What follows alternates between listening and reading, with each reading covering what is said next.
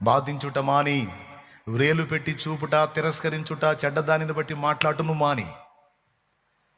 ఎవరి దగ్గర ఏం తప్పులు దొరుకుతాయా చూపిద్దాం, పాయింట్అవుట్ చేద్దామని రంధ్రాన్వేషణలు చేయటం, వేలు పెట్టి చూపించడం, పాయింట్అవుట్లు చేయటం, ఈ దరిద్రాలు మానుకో.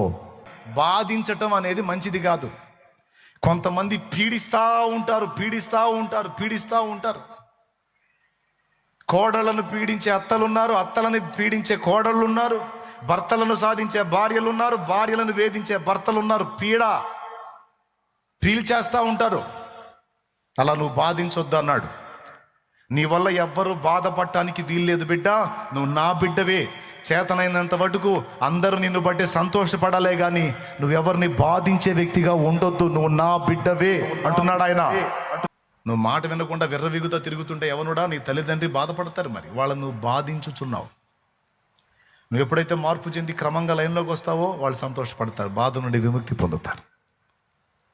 అట్లా ఏ విధంగానైనా వాళ్ళను బాధించుట అనేది చిన్న విషయం కాదు. కొంతమంది చేస్తున్నారు, అది చేయొద్దు.